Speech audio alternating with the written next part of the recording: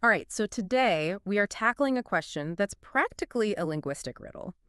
Is English really as easy as everyone makes it out to be? And what's so cool is you've given us a really awesome mix of sources to really unpack this. We've got personal stories from a Reddit thread, a super in-depth look at linguistics from a Medium article, and even a couple of shorter pieces, just to kind of like round things out.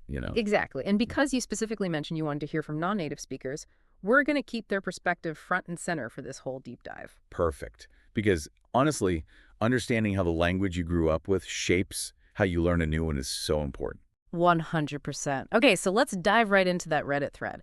The title is Unpopular Opinion.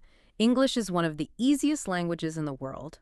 And the original poster, this Australian guy living in Germany, basically throws down the gauntlet, saying, like, try wrestling with German grammar, 16 versions of anyone, then tell me English is a challenge. 16 versions of oh man. And the comments are amazing, right? I mean, we've got German speakers chiming in, people who grew up with Mandarin and Taiwanese, even people whose first language was Hungarian, Czech, Arabic. It's a global conversation. It really is. And you know what's wild? A bunch of them actually agree with him. One commenter who learned Mandarin and Taiwanese growing up said English was a total piece of cake compared to their native languages. They said those were way more grammatically complex. That actually connects to something. The Medium article goes into this idea that languages spoken by huge populations tend to become less structurally complicated over time.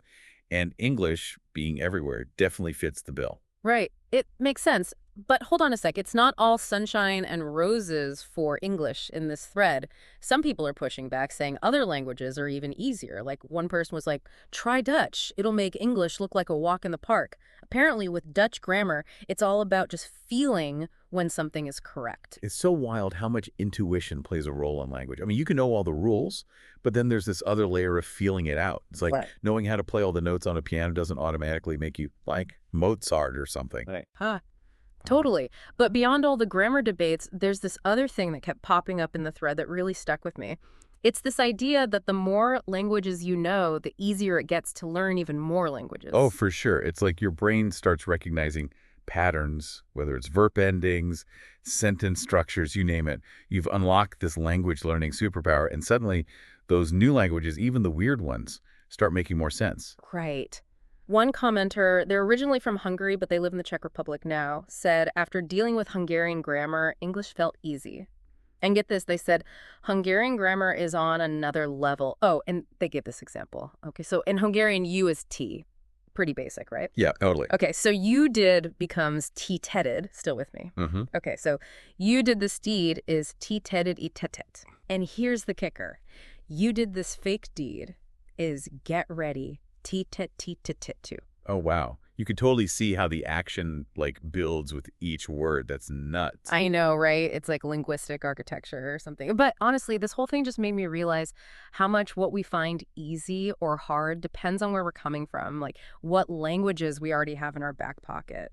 100%. Ah. And one last thing from that thread that really stuck with me is this idea that even when you're fluent, certain sounds can still trip you up.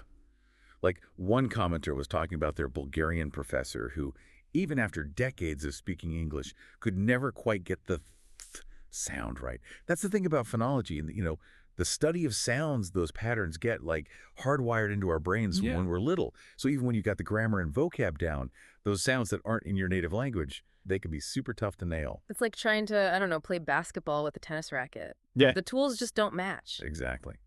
But let's switch gears from these personal stories and jump into that Medium article, the one called Is English the Easiest Language? Because it gives a really cool counterpoint to what we were just talking about. Yeah, the author starts by saying that on the surface, English grammar seems pretty straightforward, especially when you're just starting out. But then they hit us with this but. And that but is where things get juicy. You ready for a little grammar talk? Hit me. I'm sure you'll make it make sense. Okay, so let's talk about inflection. All right, break it down for me. Inflection, what is it in plain English? Or, like, I guess in plain language? Basically, it's how much a word changes to show different things, like tense, case, or number. English is what we call weakly inflected, meaning our words don't really morph that much compared to other languages. So, like, in English, we just tack on an S for most plurals. But in some languages, the whole ending could change depending on if it's one thing, two things, or a bunch of things. You got it. Think about languages with crazy case systems. Like the Medium article talked about Basque. They have these pronouns that can be totally different depending on if you're talking to one person or multiple people, if it's formal or informal. Whoa. So, like, you have to think about if it's your boss or your best friend just to say you? I'm starting to see why that Australian in Germany might think English is easy. But wait, didn't the article also say that languages with fewer speakers tend to be more complex? That's where things get really interesting. The article mentioned a study. It basically said there might be a connection between how complex a language is and how many people actually speak it. It's like languages with fewer speakers can get super intricate with their grammar, but languages with millions of speakers, even billions, they tend to simplify over time. So, English, since it's spoken everywhere, has kind of been smoothed out just because so many people use it. Like a path through the woods, the more it's used, the clearer it gets. Yeah, that's a great way to put it. Yeah. But don't forget about the bumps in the road completely. Yeah. Like the article pointed out, English still has its fair share of those. You mean like how tough, though, and through are all spelled differently, but they sound practically the same when you say them out loud? English spelling can be a nightmare. Oh, tell me about it. The nightmare of inconsistent pronunciation. Right. But there's an even bigger monster hiding in the shadows of English grammar, one that every language learner fears. Irregular verbs. Oh, yeah, those are the rebels. They just don't want to follow the rules. It's like, I go, you went, he gone. Wait, that's not even right, is it? Not even close. And that's the thing. There's no easy formula for those guys. It's pure memorization, and there are a ton of them. Didn't the article say something crazy like 70% of the most common verbs in English are irregular? That means you're running into them constantly. Exactly. Which is why learning English can feel kind of misleading at first.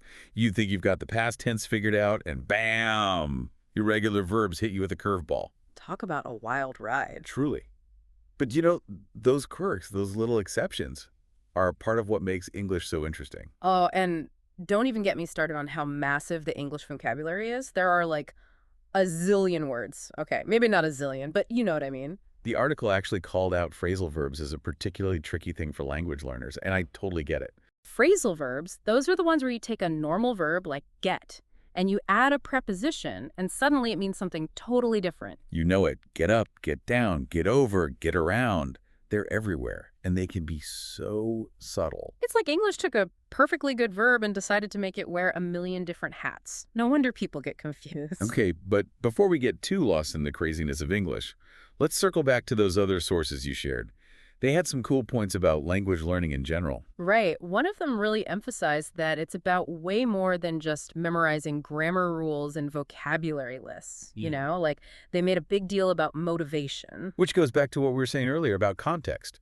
If you're psyched about a language, maybe you love their music or you're dying to travel there, you're going to push through those tough spots. It's like anything else, right? Passion keeps you going. Exactly. And the other big thing those sources brought up was access to resources. Which is so true. Like if you're trying to learn, I don't know, Swahili, but you're living in like rural Alaska, good luck finding resources. Exactly. But with a language like English, you're drowning in opportunities, whether it's movies, music, stuff online, or even just finding someone to practice with. Speaking of learning opportunities, one of those sources said something that blew my mind. They said that Indonesian and Malay are actually considered some of the easiest languages for anyone to learn, no matter what your native language is. There's a thought. Maybe those should be on our list for a future deep dive. I'm already writing that down. But for now, let's bring this back to you, dear listener. What are the big takeaways here about English and whether it's actually easy? So we've heard from those language learners on Reddit comparing English to everything from the intricacies of German grammar to the tongue-twisting nature of Hungarian. And we dug into that insightful Medium article, exploring both the elegant simplicity of English's structure and those delightful quirks that can make it surprisingly challenging. Don't forget those additional sources, too. They reminded us that learning any language is a journey, and things like motivation and having access to good resources can make all the difference. It's a great reminder that there's no one-size-fits-all answer to the question, is English easy? It truly depends on your individual experience and perspective. Exactly. But if we had to pick just a couple of key takeaways for our listener, what would they be? Well, first and foremost, I think it's crucial to acknowledge the advantage English has as a global language. There's no doubt that its widespread use has contributed to its spread and even, to a certain extent, the streamlining of its structure. Like that well-worn path we talked about, right?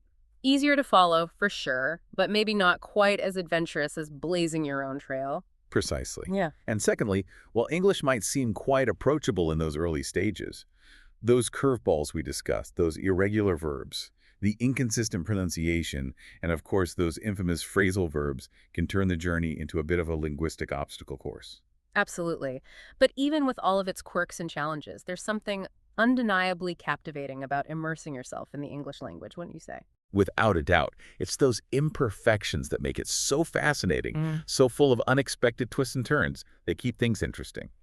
Thinking about all of this makes me wonder, what would your ideal language learning experience look like? Would you prioritize a language with simpler grammar, or maybe one that connects you to a specific culture you're fascinated by? Perhaps learning Indonesian or Malay, as that one source suggested, could be the perfect challenge for you. Who knows, maybe we'll find ourselves on that path someday. I'm always up for a linguistic adventure. In the meantime, to our listener, keep exploring, keep questioning, and most importantly, have fun with it.